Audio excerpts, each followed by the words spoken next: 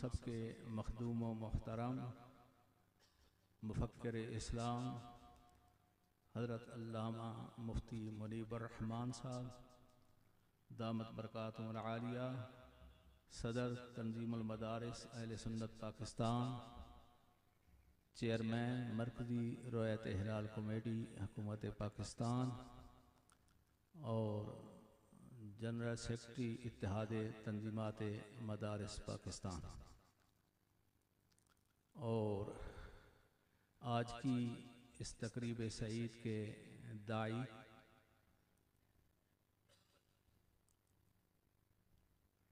بہت ہی متحرک اور فعال شخصیت حضرت علامہ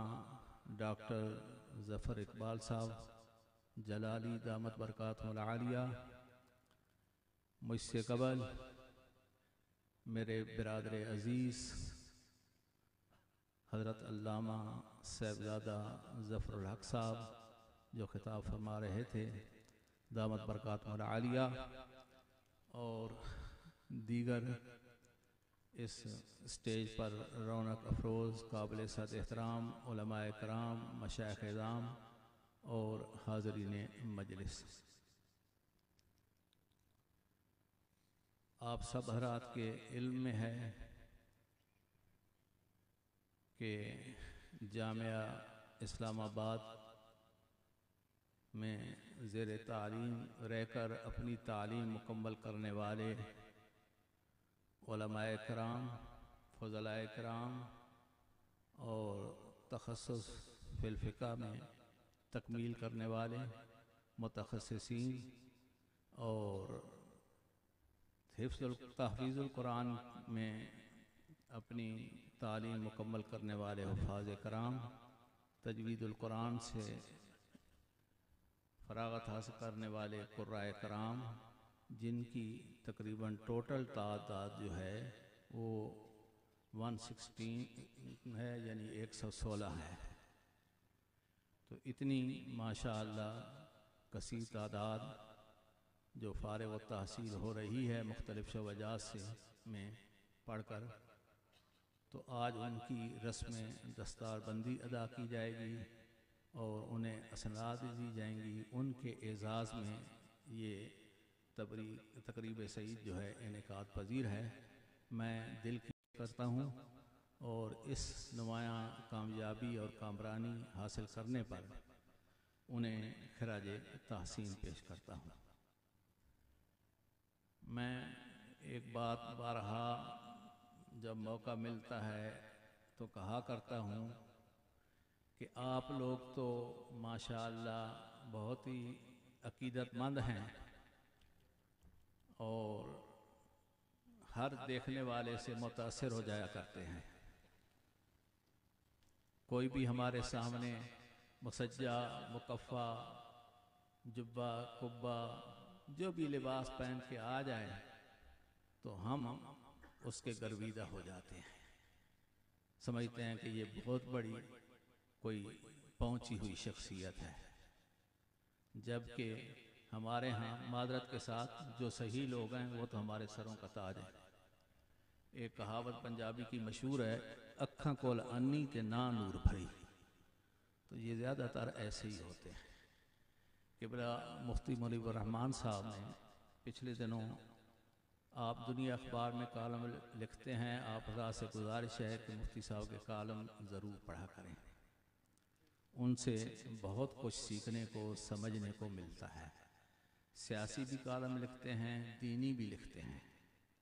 اور اہل سنت کی بالخصوص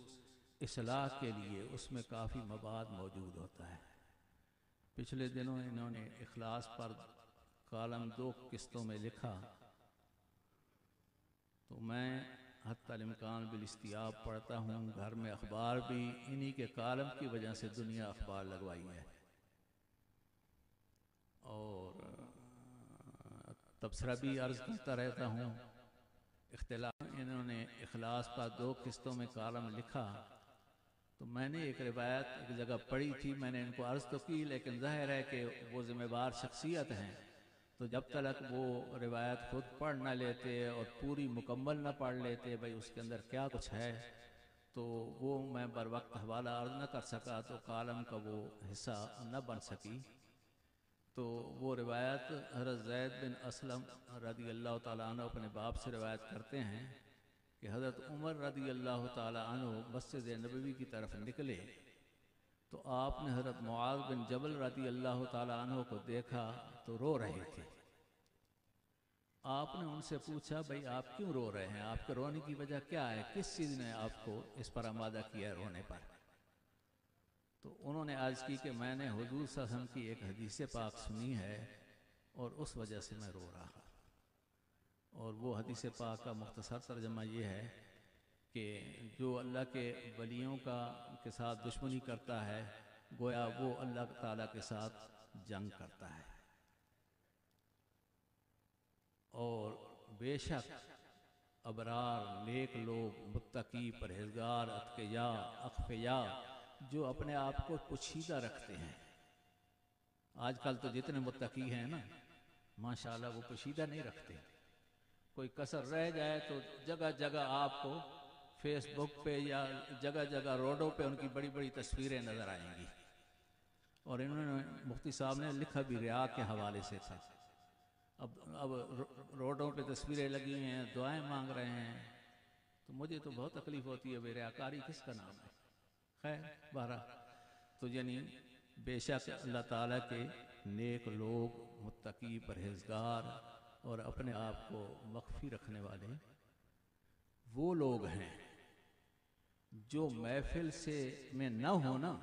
تو آپ تلاش کرنا چاہیں تو تلاش نہیں کر سکتے کہ یہ بندہ اللہ کا ولی ہے۔ آج کل تو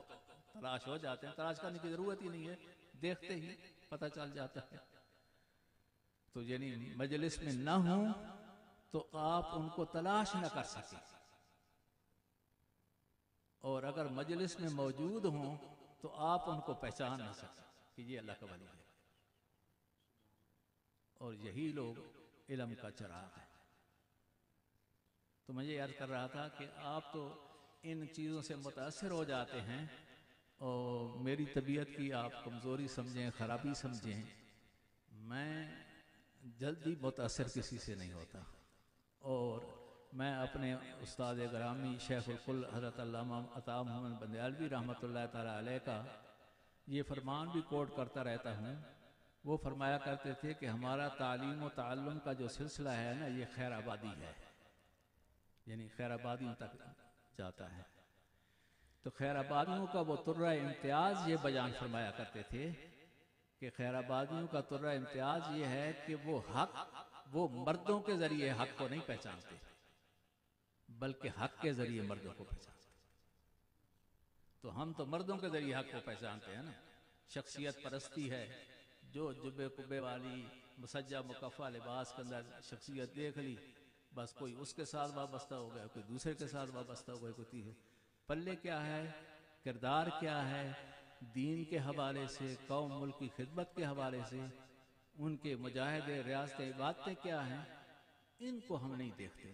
اور میں یہ بھی کہا کرتا ہوں کہ حضور پر نور سید یوم النشور صلی اللہ تعالیٰ علیہ وآلہ وسلم نے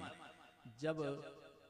اپنی قوم کے اندر اپنی زندگی کا 2/3 حصہ یعنی 63 سال میں سے 40 سال گزارنے کے بعد جب اعلان نبوت فرمایا اور پہلی دعوت دی تبلیغ کی، دین کی، تو حضور صلی اللہ علیہ وسلم نے ان کے سامنے کوئی معجزہ نہیں پیش فرمایا کہ چاند کو 2 ٹکڑے کر کے دکھایا ہو، ڈوبے ہوئے سورج کو انگلی کے اشارے سے واپس کر کے دکھایا ہو، یا انہی کفار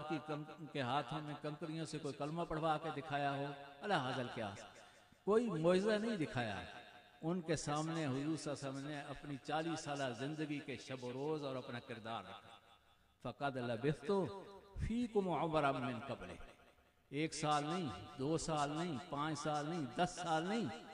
حیاتی کے 40 سال میرے آپ کے اندر گزرے ہیں، اس کی زندگی کے شب و روز۔ آپ کو کہیں میرے کردار میں جھول نظر آتی ہے کہ میں جو کہوں اس پر عمل نہ کروں؟ تو سب نے کہا کہ ہم نے آپ کو ہمیشہ صادق و امین پایا ہے، آپ کے کردار میں کوئی جھول تو کسی کو اگر آپ نے پہچاننا ہے، کسی کا آپ نے فالوور بننا ہے، کسی کو رول ماڈل بنانا ہے، تو پھر آپ کو اس کا کردار دیکھنا چاہیے، اس کے زندگی کے شب و روز، اس کی مشغولات اور اس کی مصروفیات کو دیکھنا چاہیے، اور پھر پرکھنے کے بعد بندہ اس کا معتقد ہونا چاہیے، صرف اس پر نہیں۔ اور میں یہ بھی کہا کرتا ہوں کہ آج کل ایک مقولہ بھی بن چکا ہے کہ الناس باللباس، کہ اب لوگوں کی جان پہچان جو ہے نا لباس بن گیا ہے، الناس باللباس، لباس دیکھا تو شیدائی ہو گئے۔ سادہ بندہ ہے تو کوئی توجہ نہیں ہے، اگر ماشاء اللہ میک اپ کر کے آیا ہے اور بیوٹی پارلر سے ہو کے آیا ہے تو دیکھتے ہی ہم دور سے جو ہے بھاگ پڑتے ہیں، کرتے ہیں، یہ ہے وہ ہے۔ حضرت عمر رضی اللہ تعالیٰ عنہ کے بارے میں نے پڑھا ہے کہ آپ جب بیرون ملک دورے پہ جانے لگے دوسرے ملک کے سربراہوں سے ملنے کے لیے، تو صحابہ کرام علیہ رضوان نے آپ کو مشورہ دیا کہ ذرا اچھا لباس زیب تن کر کے جائیں، تو آپ نے فرمایا نہیں، لباس تو میرا یہی ٹھیک ہے جو میں معمول کے مطابق پہنتا ہوں۔ بہرحال اصرار ہوا اور کہا کہ جی آپ مسلمانوں کے سربراہ اور امیر المومنین ہو کر جا رہے ہیں، نمائندگی کرنے جا رہے ہیں، تو وہاں تو بڑی بڑے سلطنتوں کے بادشاہ عمراء آئے ہوئے ہوں گے، انہوں نے بڑا اچھا لباس زیب تن کیا ہوگا، تو ہماری وہاں سبکی ہوگی کہ آپ کا لباس ایسا ہوگا۔ آپ نے جو ارشاد فرمایا نا سنہری حروف کے ساتھ لکھنے کے قابل ہے، آپ نے فرمایا میں مسلمانوں کا امیر المومنین بن کے جا رہا ہوں، نمائندگی کرنے جا رہا ہوں، تو آپ مجھے یہ بتائیں کہ اسلام کی دین کی کوئی میرے اندر کمزوری ہے نا، اس کو میں دور کر کے جاؤں تاکہ وہاں مسلمانوں کی سبکی نہ ہو کہ مسلمانوں کا سربراہ ہے اور دین و اسلام کی اس کے اندر خود یہ کمی ہے، لباس تو میرا یہی ٹھیک ہے۔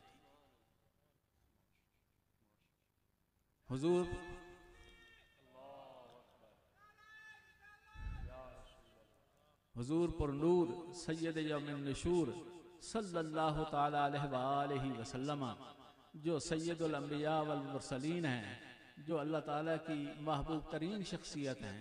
جن کے صدقے اللہ تعالیٰ نے یہ ساری کائنات نعمتیں عطا فرمائی ہیں۔ آپ جس بچھونے پر آرام فرماتے تھے تو جب اٹھتے تھے تو جسم پر پیچھے نشان پڑے ہوئے ہوتے تھے۔ صحابہ کرام علیہ رضوان نے عرض کی یا رسول اللہ اگر آپ اجازت فرمائیں تو ہم کچھ نرم سا بستر یا اس سے اچھا بستر تیار کر لیں، تو آپ نے منع فرمایا، آپ نے فرمایا نہیں، بستر تو میرے لیے یہی ٹھیک ہے۔ اب جن کے لیے ساری کائنات بنی، کائنات کی نعمتیں بنی، جو اللہ تعالیٰ کی محبوب ترین شخصیت ہیں، وہ تو ایسے زندگی گزاریں، اور آج کل کی روحانی شخصیات آپ دیکھتے ہیں وی آئی پی کرسیاں ہوتی ہیں، 4-6 نمازیں کرسی پر پڑی ہوتی ہیں، 4-6 پاؤں کے نیچے پڑی ہوتی ہیں، کیا یعنی ہم نے دین کو اللہ معاف فرمائے تماشا بنا لیا۔ بہرحال میں یہ عرض کر رہا تھا کہ میں جلدی متاثر ان چیزوں سے نہیں ہوتا۔ ڈاکٹر ظفر اقبال جلالی صاحب سے جو میں متاثر ہوا تو ان کی فعال اور متحرک شخصیت، ان کی دینی اور مسلکی خدمات اور تعلیمی خدمات، ان کو دیکھ کے میں ان سے بے حد متاثر ہوا۔ میری دعا ہے اللہ تبارک و تعالی یہ جس میدان میں کام کر رہے ہیں اللہ تعالی آسانیاں پیدا فرمائے اور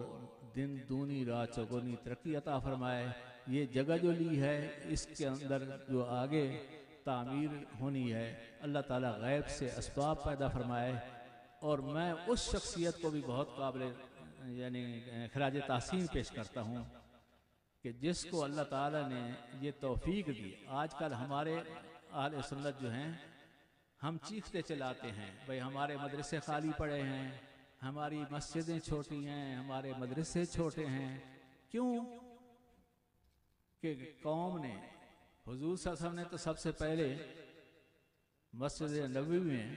مدینہ منورہ میں کیا بنایا تھا؟ جو بارہا حضرات حاجی یا عمرے پہ گئے ہیں تو صفہ یونیورسٹی ہی بنائی تھی نا، اور خلفائے راشدین اور دیگر صحابہ کرام علیہم رضوان جو ہے اسی صوبہ یونیورسٹی کے فارغ التحصیل تھے نا، اور انہوں نے پھر جو نظام حکمرانی قائم کیا، ہم آج بھی دعا مانگتے ہیں کہ اللہ کرے خلفائے راشدین کا دور لوٹ آئے، واپس آ جائے۔ انہوں نے ایسے مثالی کارنامے پیش کیے، تو حضور صلی اللہ تعالیٰ علیہ وآلہ وسلم نے بھی تو مدینہ یونیورسٹی قائم کی، صحابہ کرام رضوان سے مالی تعاون حاصل کیا تو دینی کاموں کے لیے کیا۔ لیکن ہمارا اہل سنت و جماعت جو ہے، ایک المیہ یہ ہے کہ ہم اسلامی دنیا سے کٹے ہوئے ہیں کہ ہمیں نہ کوئی ایران سے فنڈ ملتا ہے، نہ سعودیہ وغیرہ سے ملتا ہے، نہ عرب و امارات سے ملتا ہے۔ دوسرا، اپنے لوگوں نے جو دینا تھا تو وہ محافل نعت پہ خرچ ہو رہا ہے، وہ واعظین پر خرچ ہو رہا ہے، وہ روزے بنانوں پر خرچ ہو رہا ہے، وہ عمرے کے ٹکٹ نکالنے پر خرچ ہو رہا ہے۔ میں نے قبلہ مفتی صاحب کو عرض کیا تھا، بھائی انہوں نے پہلے بھی ایک کالم اس قسم کے لکھے، بھائی میں نے تو کہیں بھی، میں علماء کا خادم ہوں، ادنا طالب علم ہوں، میں کوئی بڑا علامہ نہیں ہوں، لیکن جستجو والی طبیعت ہے اور سیکھنے پڑھنے کی کوشش کرتا رہتا ہوں۔ تو میں نے کہا بھائی میں نے تو کسی حدیث شریف میں نہ قرآن کی آیت میں یہ پڑھا ہے کہ بھائی قیامت والے دن اللہ کوئی پوچھے گا بھائی آپ نے یہ محافل منعقد کی تھیں، اس میں عمرے کے ٹکٹ نکالے تھے، میں نے تو یہ کہیں نہیں پڑھا۔ ہاں یہ ضرور میں نے پڑھا ہے اور علماء سے سنا بھی ہے، حدیثوں میں موجود بھی ہے کہ قیامت والے دن اللہ تو یہ پوچھے گا میں بیمار تھا تو نے میری بیمار پرسی نہیں کی، میں بھوکا تھا مجھے کھانا نہیں کھلایا، مجھے کپڑے کی ضرورت تھی آپ نے کپڑا نہیں پہنایا۔ تو جو دین ہم سے تقاضا کرتا ہے، جس کا قیامت والے دن ہم سے پوچھا جانا ہے،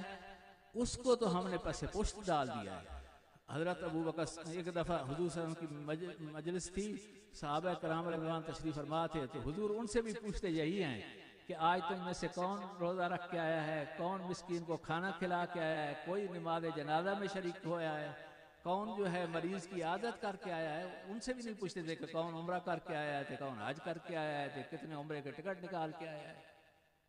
اور جب آپ سے پوچھا تھا سب سے بہترین اعمال کیا ہیں، تو کسی کو فرماتے تھے طعام الطعام ہے، مسکینوں کو کھانا کھلانا ہے، کسی کو بتاتے تھے کہ اپنے وقت میں نماز کی ادائیگی ہے، جیسے جیسے سائل کا حال ہوتا تھا اس کی تربیت فرماتے تھے۔ لیکن ہم نے اصل دین کو جو ہے ثانوی حیثیت دے دی ہے، اور جو اس میں ثانوی حیثیت والے تھے اس کو اوڑھنا بچھونا بنا لیا ہے۔ تو میں یہ عرض کر رہا تھا کہ حضور صلی اللہ علیہ وسلم نے بھی مدینہ یونیورسٹی قائم کی، اور پھر اس کے تعاون کرتے تھے صحابہ کرام، اور پڑھتے بھی صحابہ کرام رضوان تھے۔ تو حدیث پاک ظفر صاحب سنا رہے تھے کہ حضور صلی اللہ علیہ وسلم نے فرمایا کہ دو آدمی قابل رشک ہیں، لا حسد الا فی اثنین، ایک وہ جس کو اللہ تعالیٰ نے مال و دولت دی ہے اور وہ اللہ کی راہ میں صبح شام لٹا رہا ہے، اور ایک دوسرے کو اللہ تعالیٰ نے علم کی دولت دی ہے اللہ تعالیٰ، اور اس کے مطابق وہ پڑھاتا اور فیصلے کرتا ہے۔ تو یہ لوگ قابل رشک ہیں کہ ہم سب کو ایسا ہونا چاہیے۔ تو یہ حاجی صاحب قابل رشک ہیں جنہوں نے اپنا سرمایہ دینی طلبہ، حضرت عبداللہ ابن مبارک کا میں نے پڑھا ہے، وہ فرماتے ہیں میں تو تجارت اس لیے کرتا تھا کہ یہ لوگ دین پڑھ رہے ہیں، تاکہ میرے وہاں سے یہ طلباء نے، میرا خیال صحیح بخاری کا ختم ہو چکا ہے، امام بخاری کو جو کچھ ورثہ اپنے والد سے ملا تھا وہ ان اپنے ساتھی جو علم دین پڑھتے تھے ان پر وہ خرچ کرتے تھے۔ تو مطلب یہ ہے کہ یہ خوش قسمت ہیں جو یعنی چند شخصیات میں سے یہ حاجی صاحب ہیں۔ میں تو پہلے بھی وہ ملے ہوں گے لیکن میں زیادہ ان سے متعارف نہیں تھا، تو آج میں پھر نام پوچھ رہا تھا تو انہوں نے ساتھی نے بتایا یہی حاجی صاحب ہیں جو آپ کے ساتھ بیٹھے ہیں، اور ان کا اسم گرامی فقیر محمد ہے۔ تو نام کے تو یہ فقیر ہیں، لیکن حضور نے فرمایا تھا الغنا غنا النفس، اصل غنا جو ہے نا امیری وہ دل کی امیری ہے۔ تو نام تو کے تو فقیر ہیں لیکن دل کے یہ غنی ہیں، اور خوش قسمت یہ ہیں کہ مجھے امید ہے کہ یعنی جو کچھ ہمارے پاس ہے نا یا حاجی صاحب کے پاس ہے، ان کا تو یہ اللہ کے سامنے یہاں بھی ایف بی آر کو دینا پڑتا ہے جواب حساب کتاب، نیب کو بھی دینا پڑتا ہے، لیکن اور قیامت والے دن بھی دینا پڑے گا، لیکن جو انہوں نے اللہ کے دین کی سربلندی کے لیے خرچ کیا ہے نا، اس کا اجر اللہ ان کو دے گا بجائے حساب کتاب کے۔ تو میری دعا ہے کہ اللہ تبارک و تعالی ہم سب کو اپنی، مجھ سمیت میرے لیے بھی آپ دعا کریں کہ ہمیں اصلاح کرنے کی توفیق عطا فرمائے، اور دین میں جو الاہم فالاہم ہے اس کے مطابق عمل کرنے کی توفیق عطا فرمائے۔ میں ہارٹ کا مریض بھی ہوں اور کافی کمزوری 2-3 دنوں سے تکلیف بھی ہے، صرف ان کی عزت افزائی، حوصلہ افزائی کے لیے میں حاضر ہو گیا ہوں، اور اصل خطاب جو ہے جو ہم سب کے پیش رو ہیں،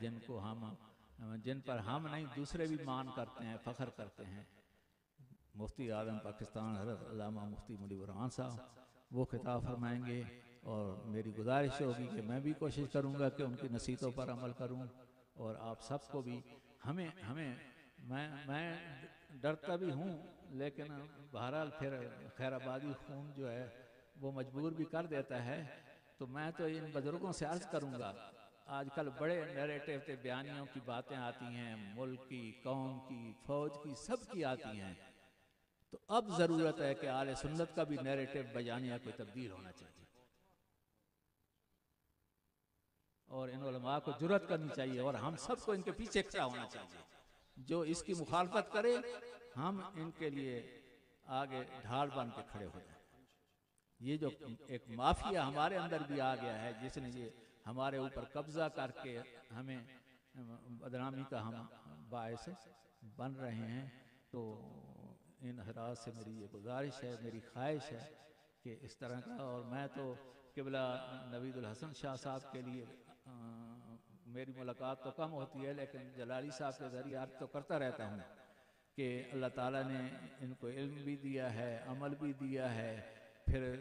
جدید و قدیم پڑے ہوئے ہیں، جیسے جلالی صاحب کے دائرے میں آپ سن چکے ہیں ساری تفصیل جدید و قدیم کی تعلیم اور سب کچھ، میں نے اختصار سے کام لیا، ان کو ذکر نہیں کیا۔